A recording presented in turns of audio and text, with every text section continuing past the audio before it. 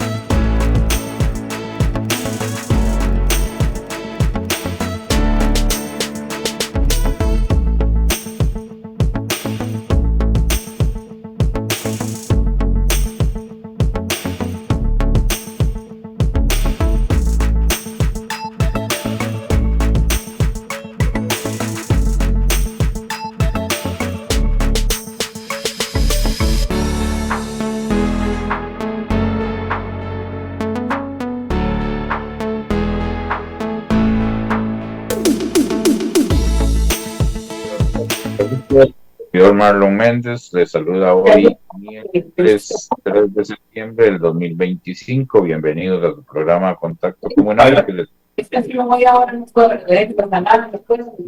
11 a mediodía, dándole gracias a Dios por el don del vida, el trabajo, la salud. Es un buen día de mucho provecho y trabajo para todos en general. Saluda ya a Andy Torres en cabina en controles, a Rebeca Navarrete allá en el tema de mercadeo, a Luis Domínguez allá en Guicochea y a todos los que nos sintonizan a lo largo y ancho del país en las diferentes plataformas. Gracias a todos nuestros patrocinadores que hacen posible este espacio y por sintonizarnos siempre en este horario. Así que bienvenidos a Contacto Comunal. Hoy vamos a tener el gusto y la oportunidad de conversar con el doctor Edgar Granado Mora, cirujano general, especialista en laparoscopista. Así que con él vamos a conversar de su trayectoria, de su currículum y todo lo que nos puedan enseñar durante esta entrevista en la especialidad que él maneja. Así que buenos días, don Edgar, ¿cómo amanece? Buenos días, don Marlon, mucho gusto. ¿Cómo está? Muy bien, muy bien. Aquí con este tiempo tan cambiante que hace sol, que hace frío, pero bueno, es parte de nuestra Costa Rica ahí, tratándonos de adaptar a este clima. Así que un gusto que comparta esta hora con nosotros y toda nuestra audiencia a nivel nacional. Así que tal vez comencemos por su currículum, su especialidad, cuál ha sido su trayectoria como médico, doctor. Bueno, Marlon, muchas gracias por el espacio. Le agradezco bastante. Bueno, vean, yo soy el doctor Edgar Granados, soy especialista en cirugía general y cirugía laparoscópica. Mi enfoque principal son las hernias de la pared abdominal, las piedras en la vesícula, para hacer lo que se llama una colecistectomía laparoscópica, que así es como se llama la cirugía para quitar las piedras en la vesícula, bueno, la vesícula como tal. Y también yo trabajo en el Hospital Calderón Guardia. De momento estoy también dedicado a la parte privada. Como dije anteriormente, mi enfoque son prácticamente hacer hernias en el ombligo, hernias en la ingle. Uso mucho lo que es la técnica laparoscópica, que esa es una técnica mínimamente invasiva, ¿verdad? En la que uno hace una incisión por el ombliguito y mete una camarita por ahí. Entonces, también hacemos otro tipo de cosas, ¿verdad? Nosotros los cirujanos generales no solamente operamos hernias, sino que también podemos operar tiroides, lo que son nódulos tiroideos, cáncer de tiroides, cáncer en la piel. También tuve, digamos, la bendición de poder ir a Colombia a sacar unos cursos de especialidad para poder hacer cirugía cosmética y estética en cuanto a lo que es reconstrucción de pared abdominal, hacer abdominoplastías y lo que son lipoesculturas 360 y también para colocación de prótesis mamarias para aumento mamario. Yo tengo mi especialidad, yo la saqué en la UCR, pero mi carrera principal de medicina general inicialmente la hice en la UCIMED y ya llevo aproximadamente unos casi 10 años de ser especialista en cirugía general, ¿verdad? Y de enfrentarme a todo lo que de mis pacientes a diario salen, ¿verdad? Me ha tocado pacientes complejos, con hernias complejas, hernias abdominales bastante grandes, ¿verdad? Que en la parte privada es difícil este tipo de casos porque, pues, las hernias incisionales grandes ameritan otro tipo de terapias, pero lo que ya son hernias más pequeñas, hernias inguinoescrotales pequeñas y hernias umbilicales pequeñas, eso, todo esto se puede manejar por esta parte, ¿verdad? Y a un costo económico y accesible para el público, ¿verdad? Porque la intención básicamente aquí es, pues, ayudar a las personas, ¿verdad? No tanto viéndolo desde un punto de vista lucrativo, sino que entre todos nos ayudemos, ¿verdad? Claro. Y tal vez, doctor Edgar, entremos para para explicarle a nuestra audiencia y a uno mismo, ¿verdad? Que tiene ciertas inquietudes. Tal vez empecemos por el término hernia. O sea, ¿qué significa una hernia? ¿Por qué se produce una hernia? Todos estamos anuentes a adquirir una hernia para ver, para ir como por partes, ¿verdad? Instruyendo a la gente si es algo hereditario, si es algo por fuerza, si es algo alimenticio. Entonces, tal vez nos da la explicación de ese lado, doctor. Claro, claro, eso es una pregunta que muy frecuentemente me hacen los pacientes, ¿verdad? Realmente, una hernia es un defecto de la pared abdominal, un huequito a través del cual protruye algún contenido que viene de adentro del abdomen. En este caso, digamos, puede ser grasa, que esta grasa que viene de adentro del abdomen se conoce como epiplón, o puede ser en el peor de los casos un intestino, ¿verdad? Que el intestino se hernie o se meta a través del huequito que tenemos acá y salga y ya después no se puede devolver, ¿verdad? Dentro de los tipos de hernias, pues existen las hernias simples, que es simplemente un material que se hernia y que se puede devolver, entonces eso se llama hernia reducible, pero también existe lo que es las hernias que el contenido sale y después no se puede volver a meter, eso se llama hernia encarcelada o encarcerada, ¿verdad? Hay gente que lo pronuncia diferente. El concepto es básicamente que el contenido no se puede devolver. Y existe ya en el peor de los casos que cuando la hernia encarcelada no se puede devolver al abdomen y comienza a hacerse más chiquitito el anillo y el contenido de la hernia comienza a aumentar, pues el contenido de la hernia puede sufrir algo que se llama isquemia, que eso es que disminuye la irrigación de sangre al contenido y eso disminuye la oxigenación del contenido de la hernia, entonces se puede estrangular. Cuando las hernias se estrangulan, eso implica que tiene que ser una emergencia quirúrgica, porque el contenido que está dentro de la hernia sufre y se puede morir, ¿verdad? En el caso, digamos, que son intestino, el intestino al isquemizarse se puede perforar y por ahí puede salir material intestinal que contamina todo y pues obviamente complica completamente el caso, ¿verdad?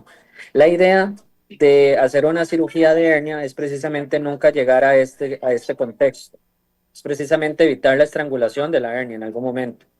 Las hernias encarceladas suelen doler muchísimo más, ¿verdad? Que una hernia que pueda reducirse, pero de igual forma todas las hernias llegan en algún momento a evolucionar de forma natural a una hernia estrangulada, si uno se las deja, ¿verdad? Entonces, precisamente la idea de hacer todo este tipo de campañas y todo es ayudar a las personas que han tenido hernias durante años, que tal vez no les duelen, pero les empezó a doler, o hernias que han pasado con mucho dolor y eventualmente se les puede llegar a complicar, ¿verdad? Entonces, sí, hay diferentes técnicas para operar las hernias, ¿verdad? Em, vos me Tal dijiste vez, que, sí, perdón. tal vez los síntomas, doctor, digámoslo. O sea, ¿qué empieza, vamos a ver, qué empieza a sentir la persona para detectar que ya está bajo bajo esas hernias, digamos? ¿Hay algún síntoma? O sea, ¿cuáles son los síntomas que refleja Sí, el primero, paciente? claro, primero que todo es un cambio completo en el dolor, ¿verdad? El dolor aumenta muchísimo más a de como normalmente había estado presentando el mismo, ¿verdad? Aparte de que el bulto o la masita que se siente como hernia se hincha más o se inflama más, para explicarme mejor, y es más difícil meterla en dado caso de que se la pudiera meter antes, ¿verdad? O sea, una inflamación de la zona, un cambio en la coloración de la piel, un cambio en la intensidad del dolor, todos esos son signos o banderas rojas de que la hernia puede estar encarcelándose, pero de que puede llegar a estrangularse en las siguientes horas, ¿verdad? Entonces, en ese caso es mejor buscar ayuda urgente para descartar que sea necesaria una cirugía de urgencia y prevenir, pues obviamente, la estrangulación del contenido de la hernia. Me dijiste ahora, me llamó la atención que vos me preguntaste que si esto era algo hereditario o no, pues tiene su cierto componente hereditario, ¿verdad? Hay pacientes que desarrollan un tipo de colágeno muy débil, que el colágeno es vital para poder cicatrizar, para poder mantener la fuerza de la fascia de la pared abdominal, que es la pared dura de la pared abdominal que evita que las hernias salgan. Y hay gente que tiene este colágeno muy débil, entonces son más propensos a desarrollar hernias. De igual forma, hay pacientes que pueden presentar también que se les hace una hernia por el tipo de trabajo que tienen, ¿verdad? En todas partes del mundo existen pacientes que se dedican a la construcción, que se dedican a la agricultura, al ganado o este tipo de cosas, incluso trabajos de oficina en los que tienen que estar subiendo muchas gradas, alzando cosas pesadas del piso, ¿verdad? Maestras, por ejemplo, de kinder que estén levantando muchos niños o bebés, ¿verdad? Todo esto implica hacer esfuerzo en la pared abdominal y si la pared abdominal no está entrenada lo adecuadamente, pues entonces se combina, digamos, tanto la parte hereditaria como la parte del trabajo, ¿verdad? Y esto puede hacer o culminar en el desarrollo de una hernia, ¿verdad? Y pues obviamente las hernias existen de diferentes tipos, existen hernias simples, pequeñas, grandes, gigantescas, ¿verdad? Y el tratamiento quirúrgico va a ir dependiendo del tipo de tamaño o de la complejidad de la hernia, ¿verdad? Em, hay escenarios en los que, por ejemplo, el la contaminación, ¿verdad? Digamos, un paciente que tenga pérdida de los tejidos o que tenga contaminación de los tejidos no es lo mismo que un paciente que sea completamente sano, que venga, digamos, detectándose la hernia un par de semanas antes, ¿verdad? Entonces todo depende del tipo de paciente que sea. Ok, y una vez detectando esos síntomas y esos dolores, ¿qué procede el examen, doctor? Bueno, lo primero que todo, si el cambio de los síntomas es agudo, es mejor contactarme o contactar a un cirujano general especializado para poder descartar que la hernia no haya que operarla de forma urgente, ¿verdad? Em, pero si en dado caso simplemente tenés alguna sospecha de una hernia o lo que sea, lo primero que hay que hacer es un ultrasonido de tejidos blandos en el sitio donde está el abultamiento o lo que usted siente o percibe como una hernia. Porque el ultrasonido va a hacer que el radiólogo pueda evidenciar el huequito, que es el que yo les estaba comentando antes, que es la hernia, ¿verdad? Básicamente la hernia tiene tres componentes. El huequito o el orificio herniario o el anillo herniario, que es como nosotros le decimos. El saco herniario, ¿verdad? Que es la protrusión del material. Y el contenido herniario, ¿ok? Entonces, todas esas tres estructuras tienen que ser valoradas por el radiólogo y ser anotadas en el reporte del ultrasonido para nosotros poder tomar una decisión del plan quirúrgico que hay que desarrollar. Sí o sí, siempre hay que operar, doctor. No existe un tratamiento para que eso vuelva a su normalidad. O sea, no hay kit de ahí. Nunca. Siempre lo explico de esta forma. Las hernias siempre son de cirugía. Nunca se van a resolver por sí solas. En casos de, por ejemplo, en niños, en lactantes, en bebés, a veces las hernias por el crecimiento se llegan a cerrar, pero solo es en ese caso. Ya en adultos o en niños ya grandes, ya ese huequito quedó por siempre y si uno no lo cierra con cirugía, se va a ir haciendo más grande conforme pasa el tiempo. O en el peor de los casos, se puede ir achicando más el anillo y puede ir doliendo más. ¿Ves? Ok, ya nos quedó claro esa parte. Generalmente las hernias solo ahí se presentan, doctor, o en cualquier parte del cuerpo. Ok, mi especialidad se enfoca básicamente en las hernias de la pared abdominal. ¿Ok? Las hernias pueden ser de diferentes localizaciones. Puede ser epigástrica, puede ser umbilical en el ombligo, puede ser inguinal en la ingle, puede ser lumbar, que es atrás, puede ser bajo los rebordes costales, en fosa ilíaca, pueden ser incisionales. Incisionales es que después de una cirugía, el lugar donde se abrió el abdomen, ahí se hace una hernia, entonces esos son hernias incisionales, ¿verdad? También existen las hernias de la columna lumbar. Esas hernias las ve un especialista en neurocirugía. Esas no las veo yo, ¿verdad? Yo veo todas las hernias que involucren la pared abdominal propiamente como tal, ¿ok? Y según la localización, pues así ya es el nombre y el apellido de la hernia. Sí. Para operar, ¿existe algún método específico? Hay que abrir, o sea, es una operación sencilla, con otro método, con láser, o sea, esa parte, ¿cómo procede, Bueno, doctor? me llama la atención eso que dijo de láser. No existe una cirugía de hernia con láser, ¿ok? Eso es lo que la gente confunde con laparoscopía, ¿ok? La laparoscopía es una técnica mínimamente invasiva, en la cual uno mete una agujita por el ombligo, infla la pancita con un gas especial. Cuando la pancita ya está inflada con un gas especial, se mete un puerto a través del ombligo y a través de ese puerto se mete una cámara larga que se llama laparoscopio, que está conectada a un monitor por fuera y que tiene una fuente de luz y ilumina toda la cavidad abdominal por dentro. Esa técnica hoy en día es una de las técnicas más utilizadas para poder operar las hernias inguinales, ¿verdad? O en otro tipo de hernias incisionales pequeñas de la pared abdominal. Como les digo, todo paciente debe ser individualizado, ¿verdad? Porque no es una técnica que sea fiable para todo el mundo. Todo depende del tamaño de la hernia y de la complejidad que esto implique, ¿verdad? Y de lo que tenga herniado también, ¿verdad? Pero por lo general, cuando las hernias son eh, accesibles para ser operadas de forma abierta, es una opción bastante fiable también, porque es simplemente hacer una incisión sobre el bulto de la hernia, disecar el saquito de la hernia, llegar a donde está el huequito se expone, podemos meter el contenido de la hernia adentro o quitarlo, dependiendo de lo que sea, y este huequito lo cerramos con un hilo especial reabsorbible que dura unos 3 meses en perder la tensión aproximadamente.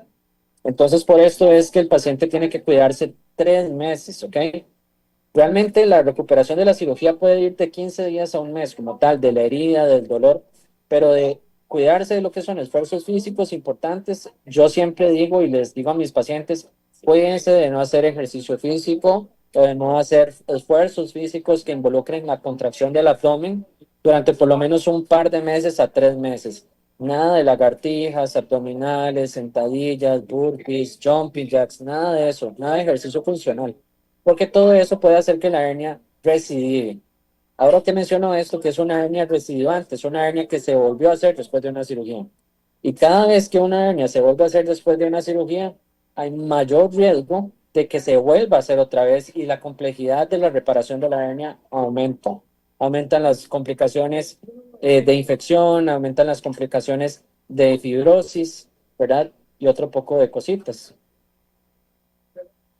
Es diferente entonces el tema de la úlcera, doctor. Sí, sí, o también ese, ahí se puede detectar si hay alguna úlcera en el estómago. Ok, vamos a ver, una úlcera es básicamente la pérdida del epitelio de algún tejido. No sé a qué tipo de úlcera te estás refiriendo, si es una úlcera en el estómago o es una úlcera en la piel. Sí, en el Ah, estómago, porque es la área que ustedes intervienen, ¿verdad? ok, una úlcera en el estómago se va a ver solamente por una gastroscopía. Eso es un examen que se te hace, que hacen un gastroenterólogo o un endoscopista que mete una camarita por la boca y llega al estómago y valora todo el estómago por dentro y se puede valorar si hay alguna úlcera estomacal, ¿verdad? Estas úlceras a veces pueden estar asociadas a lo que se llama una hernia diatal. Las hernias diatales son diferentes a las hernias de la pared abdominal. Las hernias diatales es básicamente un deslizamiento de la porción de donde se une el esófago con el estómago a través del diafragma. O sea, como que ese huequito por donde pasa el esófago y se convierte en estómago, se dilata y el estómago asciende.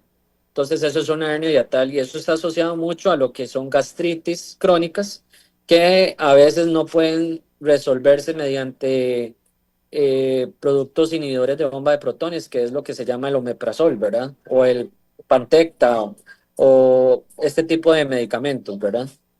Obviamente el tratamiento es completamente diferente al tipo de hernias de la pared abdominal porque implica una cirugía laparoscópica que se llama funduplicatura de Nissen y básicamente es hacer la técnica laparoscópica, pero básicamente implica envolver el estómago en la porción donde se une con el esófago para hacer que no suba y no ascienda. Entonces, es una cirugía más compleja que una cirugía de hernia de la pared abdominal, pero que es muy factible en muchos pacientes si tiene la indicación para hacerse, ¿verdad?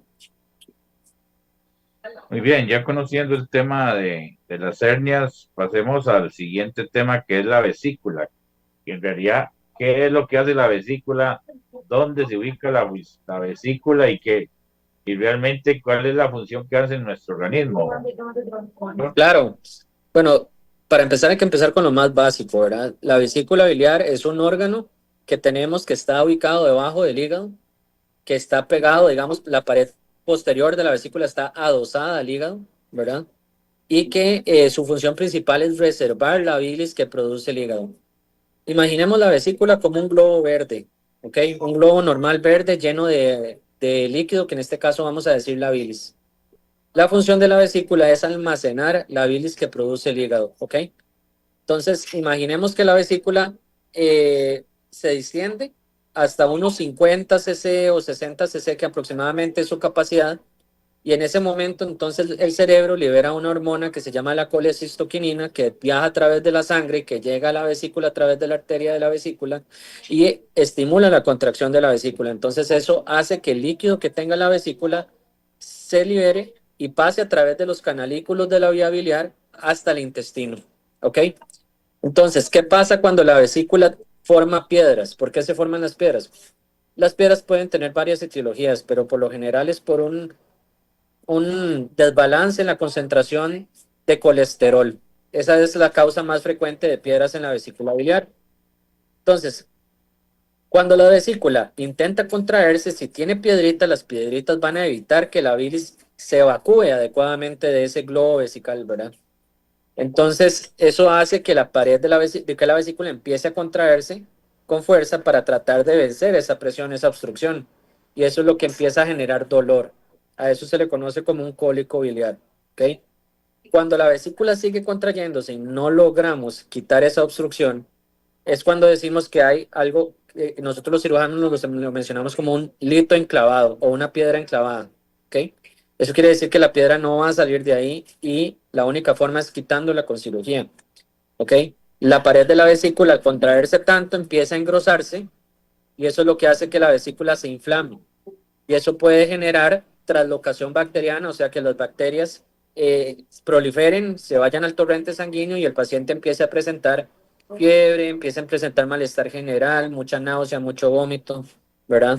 Y se convierte en una emergencia quirúrgica. En ese contexto habría que internar al paciente con antibióticos y quitarle la vesícula lo más rápido que se pueda, ¿verdad? Para quitar el problema principal. Pero hay en ocasiones en que las piedras no solamente se quedan en ese nivel atrapadas, sino que de tanta contracción la vesícula logra que la piedra pase a través de las vías biliares. Si la piedra pasa a la vía biliar y se queda estancada en la vía biliar, hay otra cosa que se llama coledocolitiasis. ¿Por qué coledocolitiasis? Porque la piedra se impactó en el conducto colédoco o la vía biliar. Ok, así es como se llama. Y cuando la piedra se impacta ahí, también puede generar que la bilis que viene del hígado no logre pasar y se devuelva y empieza a irse al torrente sanguíneo. Y eso hace que el paciente se torne amarillo. Eso en términos médicos es que se pone ictérico o desarrolla ictericia, ¿ok? Cuando usted tiene un paciente que tiene ictericia, lo primero que hay que descartar es que tenga piedras en el conducto colédoco. Y la única forma de poder resolver eso es mediante un procedimiento que se llama CEPRE. ¿Ok? CEPRE significa colangiopancreatografía retrógrada endoscópica. ¿Ok? Básicamente, ¿cómo se come eso? Básicamente es que usted se le hace una gastroscopía, llegan a la segunda porción del intestino, le meten la canalizan la vía biliar, la tiñen con un colorante especial, por así decirlo, un tinte especial, le toman unos rayos y se van a ver las piedras obstruyendo y mediante este método se pueden extraer las piedras de acá, ¿verdad? Esto lo tiene que hacer un especialista en endoscopía, ¿verdad? Eh, Especializado en hacer CEPRES, ¿verdad? Porque la única forma de poder resolver este problema es extrayendo las piedras de forma manual, ¿ok? Ahora, ¿qué pasa si la piedra se queda ahí? Esa piedra puede desarrollar una infección que nosotros, bueno, que se denomina colangitis ascendente y puede poner en riesgo la vida del paciente. ¿Y qué pasa si la piedra no solamente se queda ahí, sino que sigue bajando? Por ahí también drena el conducto del páncreas. Sí. Y el conducto del páncreas puede obstruirse y puede hacer exactamente lo mismo que pasó con la bilis, pero con las secreciones del páncreas. Entonces, el páncreas se inflama. y puede desarrollar pancreatitis, y la pancreatitis tiene diversos grados de severidad que también pueden poner en riesgo la vida del paciente, ¿verdad? Ahora bien, las complicaciones de tener piedras básicamente es estas: colecistitis aguda, que se inflame la vesícula; coledocolitiasis o colangitis ascendente; y pancreatitis aguda. Estas tres complicaciones se pueden evitar quitando la vesícula de forma electiva antes de que se desarrolle este tipo de complicaciones. ¿Y cuándo está indicado quitar la vesícula? Cuando el paciente comienza a tener síntomas por piedras en la vesícula, ¿ok? ¿Cuáles son los síntomas por piedras en la vesícula? Dolor en hipocondrio derecho, o sea, dolor del lado derecho, normalmente después de consumir alimentos que sean ricos en grasa o que tengan lácteos, ¿verdad? Todo este tipo de comidas pueden caerle mal al paciente, pueden generar un malestar general, necesidad de vomitar, ¿verdad? Ya cuando empieza a desarrollar fiebre, ojo ahí, que es cuando hay que buscar ayuda más urgentemente, porque puede ser que estemos ante la presencia de una urgencia, ¿de acuerdo? Pero en general, la cirugía viene a resolver todo esto. La cirugía es curativa. Una vez que uno quita las piedras en la vesícula en pacientes que han estado sintomáticos por piedras, la calidad de vida mejora al 100%. Ya no vuelven a tener piedras, ya pueden comer lo que quieren, ¿verdad? Entonces es una cirugía que es bastante motivante porque puede ayudarle bastante al paciente a recuperar su calidad de vida. Sigo las piedras en los riñones o las piedras en la vesícula, doctor. Vamos a ver, tal vez que uno al final dice, ¿por qué se forman piedras? O sea, ¿de dónde es? Y cuando hablamos de piedras pensamos en un tajo, no sé, algo está Claro, fuera de lo normal, ¿verdad? Entonces siempre está la pregunta, ¿cuánto claro. dura formarse una piedra en esas partes tan importantes de nuestro sistema digestivo? Eso es muy variable. Eso depende de la capacidad de contractibilidad que tenga la vesícula, ¿verdad? Porque, por ejemplo, en pacientes que están embarazadas hay un aumento en la incidencia de piedras en la vesícula porque las hormonas del embarazo, los estrógenos y la progesterona, hacen que la vesícula no se contraiga adecuadamente. Entonces eso estimula una estasis biliar. Así es como se llama, estasis biliar. Y eso hace que la bilis precipite en cálculos de colesterol o piedras de colesterol. Diferente es la etiopatología o la producción de las piedras en los riñones. Es totalmente otra cosa, ¿verdad? Las piedras en los riñones normalmente se desarrollan por precipitación de calcio, ¿verdad? Por deshidratación, por malos hábitos de hidratación y por otro poco de cosas que realmente este tipo de patología lo valora el urólogo, ¿verdad? En el caso de los cirujanos generales, nosotros nos enfocamos en la parte de las piedras en la vesícula, no en la parte de las piedras de los riñones. Ok. Entonces sí se puede vivir sin vesícula, doctor. Claro, esa es una muy buena pregunta y me la hacen muy frecuentemente. Su vida se va a adaptar 1 mes, 2 meses, 3 meses. Hay pacientes que le toman más tiempo, ¿verdad? Pero normalmente el síntoma más importante o principal después de quitarse la vesícula es que puede tener un poco de diarrea después de que se le quita la vesícula, ¿ok? Y esta diarrea normalmente es autolimitada. ¿Qué quiere decir autolimitada? Quiere decir que resuelve por sí sola. Hay en algunos casos en los que definitivamente hay que darle un medicamento que se llama colestiramina para poder disminuir la producción de sales biliares y esto disminuye la diarrea. Pero como le digo, se presenta en el, si acaso, 5% de los casos. Al principio usted me decía, doctor, que el tema de las hernias, dependiendo de su tamaño y por usar el término, se revientan. ¿Qué es lo que sucede? Te contaminas prácticamente todo tu aparato digestivo y ahí que, o sea, ya estás en peligro de morir prácticamente, doctor. Ok, pues todo órgano intraabdominal tiene su estructura, la cual debería de conservarse siempre. Si esta estructura llega a perderse y a romperse, pues el líquido que está dentro va a salir a la cavidad abdominal. Y la bilis, en el caso de la vesícula, la bilis es muy irritativa. Entonces, cuando sale bilis, no solamente sale la bilis, salen todas las piedras. Y entonces eso puede generar abscesos dentro del abdomen que vaya a ser necesario drenar, ¿ok? que puede hacer que las bacterias proliferen y que se pueden ir al torrente sanguíneo y se desarrollan una septicemia, ¿verdad? Y eso pues obviamente pone en riesgo la vida del paciente. Entonces, siempre que el paciente tenga alguna inflamación en algún órgano, lo mejor es tratar de evitar que se perfore. Y la única forma de evitar que se perfore, pues es dirigiéndose al tratamiento lo antes posible, ¿verdad? En este caso es quitando la vesícula. Ok, antes me decía usted que los síntomas del dolor es en el lado derecho. Tiene que ver, o sea, cómo confundimos si es apendicitis o no, doctor, que también me gustaría saber realmente que mucha gente les trae la apendicitis. O sea, es otra función que no es, digamos, muy útil y por qué se da, por qué se inflama, o sea, es la misma función. Claro, la apendicitis aguda es la patología quirúrgica más frecuente que vemos los cirujanos generales en los servicios de emergencias, ¿de acuerdo? La apendicitis aguda normalmente empieza con un cuadro de malestar general, náuseas, vómitos, ardor en la boca del estómago, que es un dolor que después migra a fosa ilíaca derecha, que es aquí abajo, ¿verdad? Cerca de la ingle, pero no en la ingle, un poquito más arriba, del lado derecho. Y la única resolución es la cirugía, es quitar el apéndice. En ocasiones se puede confundir con las colecistitis agudas, pero para un experto valorando el abdomen, estas diferencias son claves para poder identificar si es la vesícula lo que tiene inflamada o es el apéndice. ¿Ok? En el caso de que sea el apéndice, el dolor es abajo, en fosa ilíaca derecha. En el caso de que sea una colecistitis aguda, el dolor es arriba, en hipocondrio derecho. ¿Ok? Entonces, los signos son diferentes, la presentación clínica es diferente y ante los ojos de un experto, como le digo, es muy sencillo identificar si es una o la otra.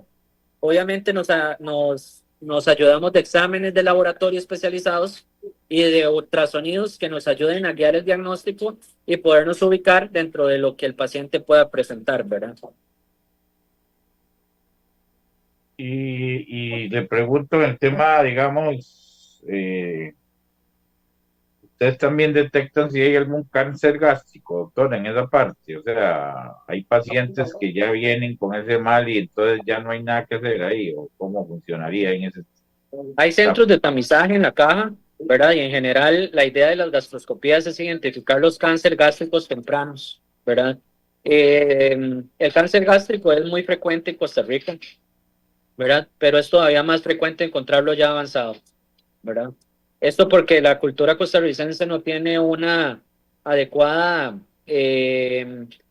orientación de lo que se debería de hacer para prevenir o identificar el cáncer gástrico temprano, ¿verdad? Es una población que fuma mucho, es una población que consume mucha sal, que tiene malos hábitos, una dieta occidentalizada, que lo que hace es que pone más riesgo al paciente de desarrollar un cáncer gástrico. ¿Ok? La única forma de poder evitarlo o identificarlo temprano es haciéndose una gastroscopía con urgencia, eh, no con urgencia, sino una gastroscopía de forma rápida, ¿verdad? Entonces, por ejemplo, los pacientes que ya tienen más de 40 años, siempre les indico que se haga mejor una gastroscopía para poder descartar que tengan, digamos, algún hallazgo de alguna úlcera gástrica que pueda terminar siendo un cáncer gástrico temprano y que se pueda resolver mediante endoscopía nada más, ¿verdad? Ujú.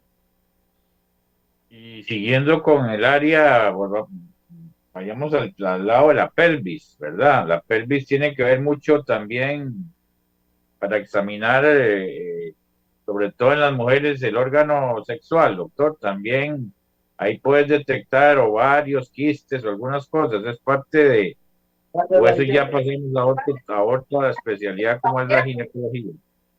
Precisamente, ya cuando se trata, digamos, de los órganos sexuales femeninos, el especialista que los valora es el ginecólogo, ¿verdad? No obstante, nosotros los cirujanos generales también tenemos capacidad para poder resolver ciertas patologías ginecológicas que pueden confundirse, por ejemplo, con apendicitis aguda. Por ejemplo, una inflamación de las trompas de falopio, que se llama salpingitis aguda, puede ser uno de los diagnósticos diferenciales para identificar apendicitis aguda, ¿verdad? Y Dame un toquecito aquí que se me... Ya. Para poder identificar apendicitis aguda, ¿verdad? Entonces, la salpingitis, las inflamaciones de ovario, las torsiones de ovario, eh, las endometriosis, todas este tipo de cosas que son patologías ginecológicas, el cirujano general las debe manejar bien para poder diferenciar realmente si es un diagnóstico de apendicitis o si es un diagnóstico que puede ser manejado de forma conservadora por parte de nosotros o de un ginecólogo. Aquí hay un tema y quisiera preguntarle el tema de la dieta, doctor. Hay gente que se come algún producto y dice, se me infló el estómago, se me inflamó el estómago. ¿Eso es normal o es anormal dependiendo de los alimentos que usted ingiera, digamos? ¿O son síntomas también que ya dan alguna luz de que algo no está bien en nuestro sistema digestivo? Bueno, últimamente está muy a la moda lo que es la enfermedad celíaca, ¿ok? ¿Y qué es la enfermedad celíaca? Básicamente es una inflamación intestinal por una alergia a, a proteínas, proteínas de trigo, proteínas del pan, ¿verdad? Entonces, todo este tipo de cosas puede inflamar un poco el intestino en general, generar dolor por colitis, ¿ok? Colitis inflamatorias que pueden eventualmente comprometer, digamos, la calidad de vida del paciente, pero no es un diagnóstico que haya que operar. Eso se debe manejar mediante cambios en el estilo de vida, cambios en la dieta, ¿verdad? Y debe ser valorado por un gastroenterólogo, que son más que todos los que valoran la parte médica de de esta sintomatología, ¿verdad? Nosotros los cirujanos generales nos enfocamos más en lo que es la parte quirúrgica, ¿verdad? Pero como la parte funcional también la manejamos, la dominamos y pues sabemos qué recomendar en casos de estreñimiento crónico, en casos de gastritis crónica y en casos de distensión abdominal por síndrome de intestino irritable, ¿verdad? Que básicamente el síndrome de intestino irritable es un conjunto de cosas que pueden hacer que el paciente se comporte con episodios frecuentes de diarrea, cambiando a estreñimiento, cambiando a gastritis, cambiando a distensiones abdominales, ¿verdad? Entonces, toda esta parte nosotros también la podemos manejar. Ya digamos, como para ir cerrando esa primera etapa, ya creo que ya hablamos de todas las especialidades que usted desarrolla, doctor. Y recomendaciones para toda esta gente que usted decía, no hagas esfuerzos físicos como levantar sacos, como agacharse, ¿cómo hacemos? ¿Tendrían que fajarse? O sea, ¿qué recomendaciones te darías a, porque aunque, como dice usted, podría ser que por los genes o por herencia o por ADN, que ya vengamos con con esa rifa ya ganada, ¿verdad? Sí. Pero, ¿cuáles serían como las recomendaciones para evitar para que nuestro sistema digestivo se mantenga sano en el tiempo? Bueno, primero que todo, para evitar lo que son estreñimientos y mejorar, digamos, el hábito defecatorio, eh, consumir fibra, ¿ok? Consumir alimentos que tengan fibra, como frutas con cáscara, ¿ok?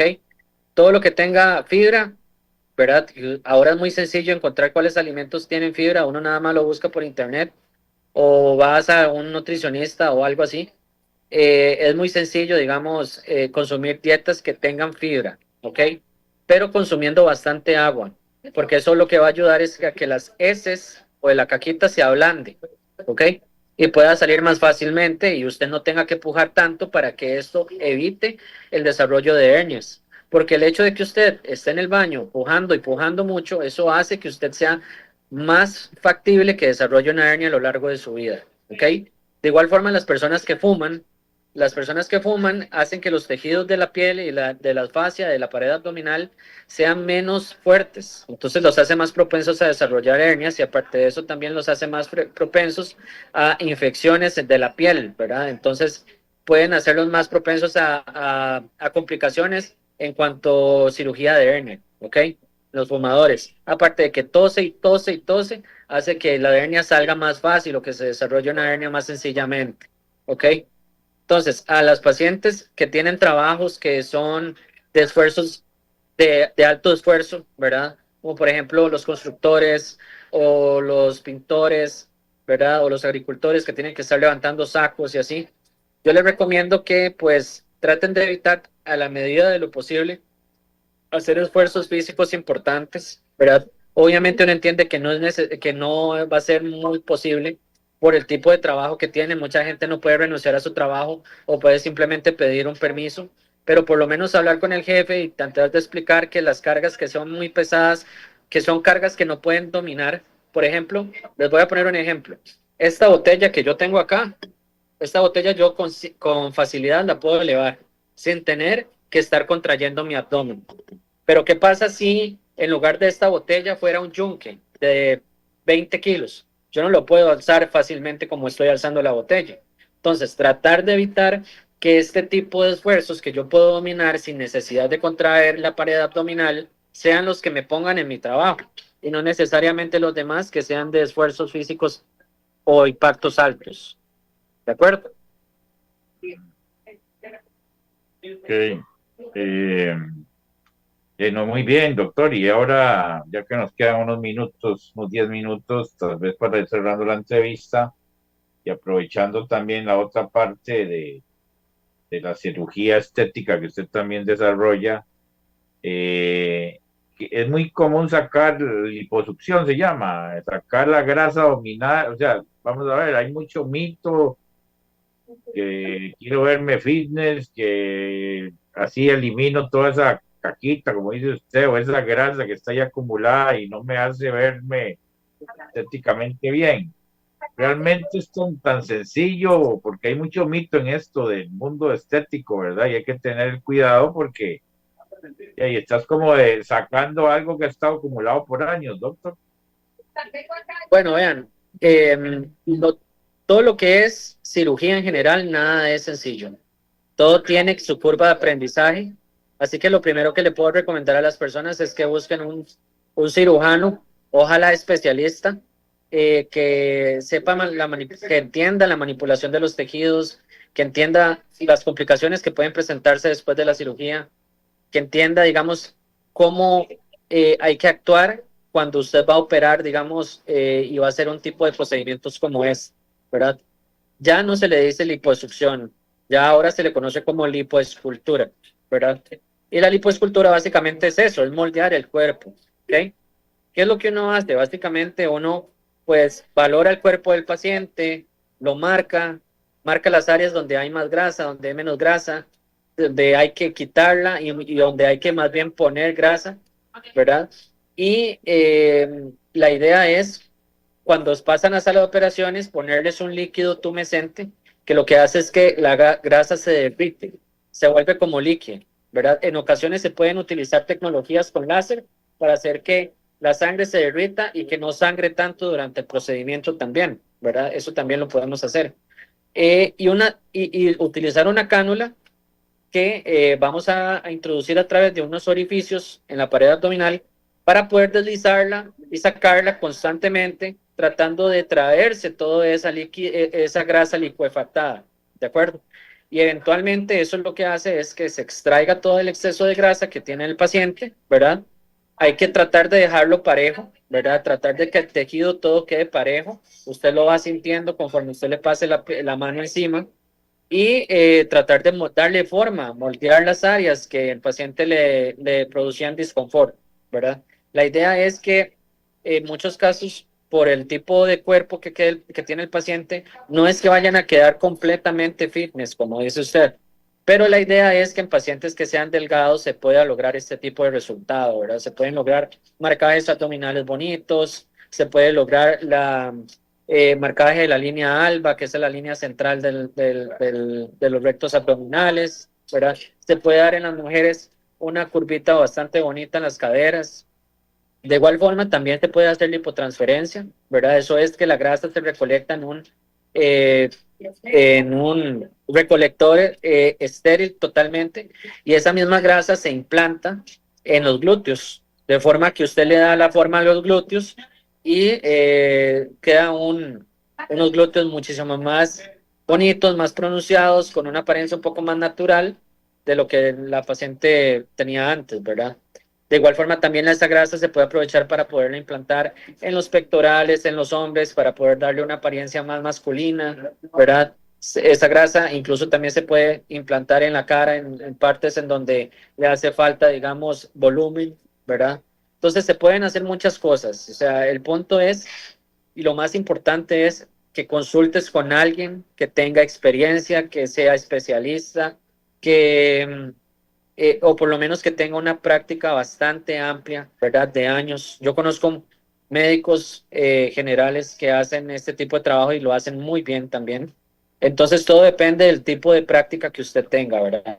La recomendación en general siempre es buscar un cirujano plástico, pero bueno, yo soy cirujano general, pero también me especializo en la reconstrucción de la pared abdominal y esta es una técnica que aprendí precisamente para ayudarle a mis pacientes a mejorar la apariencia de la pared abdominal. También existe la la abdominoplastía, ¿verdad? Que la abdominoplastía básicamente implica en quitar un colgajo de piel, ¿verdad? La pancita básicamente en pacientes que han tenido embarazos, que les quedó arrugado el abdomen, que han tenido cicatrices, incluso en pacientes que tienen hernias incisionales, que tienen una pancita muy feita, lo marcamos y quitamos toda esa parte del abdomen, lo decolamos hasta arriba, separamos el ombligo, jalamos la pared abdominal hasta abajo, reinsertamos el ombligo y lo suturamos abajo, dejando un dreno para poder sacar todo el líquido que se produzca durante la cirugía.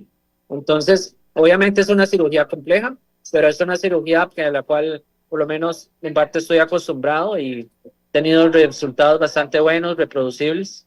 Entonces, todo eso depende del paciente, de lo que se quiera hacer, ¿verdad? De cómo se quiera ver, de cómo se quiera sentir, ¿verdad? Y siempre, por lo general, se hace una aplicatura de los rectos abdominales cuando hay diástasis de los rectos abdominales. La diástasis es una separación que tienen los rectos abdominales en el medio en la línea media del abdomen y lo que hacemos es aplicarlo, o sea, cerrar todo eso, hacer una costurita. Y eso lo que ayuda es a que se pueda cinturar más el paciente, se pueda tallar más la pared abdominal y eso da resultados estéticos más bonitos. Quería preguntarle, doctor, y usted que está, bueno, trabaja en la medicina privada y en la medicina pública, ¿es muy frecuente este tipo de hernias en la población costarricense, doctor? Sí, claro. Eh, por lo menos en el hospital donde trabajo yo hay toda una unidad de grupo interdisciplinario dedicado al manejo de hernias complejas, ¿verdad? Normalmente las hernias inguinales o umbilicales pequeñas se pueden hacer en CAIS o en lugares de áreas de salud, por ejemplo en Coronado. Yo trabajaba en Coronado antes. Allá operábamos hernias inguinales y umbilicales, ¿verdad? Pero ya lo que son hernias incisionales, recidivantes, o sea que se volvieron a hacer hernias gigantescas, esto es mejor, siempre es tratado mejor en un hospital porque hay que compensar al paciente de todas sus patologías de fondo antes de valorar una intervención quirúrgica, ¿verdad? Y son hernias que, pues, dado su complejidad, presentan mayor riesgo de complicaciones, que es básicamente lo que define una hernia compleja, ¿verdad? Entonces, es algo muy frecuente en la población, cada vez se ha vuelto más frecuente porque el paciente que se opera a menudo no necesariamente es un paciente que tenga la pared abdominal entrenada, puede ser que la contaminación haya requerido mantener un abdomen abierto y que después solamente se haya podido cerrar piel, no se haya podido cerrar fascia, entonces eso da la cabida para que se desarrollen hernias complejas que más adelante es que hay que operar y meter terapias ayudantes como neumoperitoneo preoperatorio, eh, y aparte de eso también toxina botulínica. Entonces, todas ese tipo de cosas son cosas ya muy específicas, pero como le digo, es una patología bastante frecuente en la población y a la que todos estamos supeditados a poder tener, ¿verdad? En algún momento de nuestra vida uno nunca sabe si uno va a ser operado y por X o Y razón dice, te desarrolló una hernia, ¿verdad? Eso no es culpa de nadie, ni del cirujano, ni de la técnica quirúrgica, ni del paciente, simplemente son cosas que pueden pasar. Muy bien, doctor, ha sido un gusto compartir esta hora. Creo que fue de mucho provecho para toda nuestra audiencia. Nos dio una cátedra de educación, ¿verdad? Y como decía usted, pues a tratar de manejar una dieta correcta, cuidarnos, ¿verdad? Y cuando sintamos algunos dolorcillos es mejor acudir lo más pronto, ¿verdad? Porque somos de autorrecetarnos, ¿verdad? Y que el té de manzanilla y que esta otra cosa, ¿verdad? Entonces, tomate esta pastilla, no sé, hay una pastilla famotidina, no sé cómo, es muy famosa y milagrosa, ¿verdad? Y no sé, al final la gente la Y no hace utiliza nada, para y no hace nada. darle una, imagínense. Entonces, no, un último mensaje, doctor Edgar, para nuestra audiencia y como le digo, gracias por compartir esta hora con nuestra audiencia. Mucho gusto, gracias a usted por el espacio. Que tenga una bonita tarde y a manos a la obra. Todavía lo están esperando en el quirófano, me imagino. Claro, de hecho ya tengo que ir a entrar a sala de operaciones, usted lo ha dicho. Más bien tengo el tiempo limitado, ¿verdad? Pero yo siempre cuando trato a mis pacientes trato de estar para ellos en todo momento, ¿verdad? Yo no los dejo solos en el posoperatorio, los estoy acompañando siempre. Ellos, de hecho, ellos siempre tienen mi número de teléfono. Ante cualquier duda que ellos tengan en el posoperatorio, ellos pueden comunicarse inmediatamente conmigo, ya sea una llamada o un mensaje por WhatsApp. De la idea es siempre guiarlos, ¿verdad? Y que el paciente no se sienta solo. Para mí el acompañamiento médico es de las partes más esenciales para tener un éxito quirúrgico.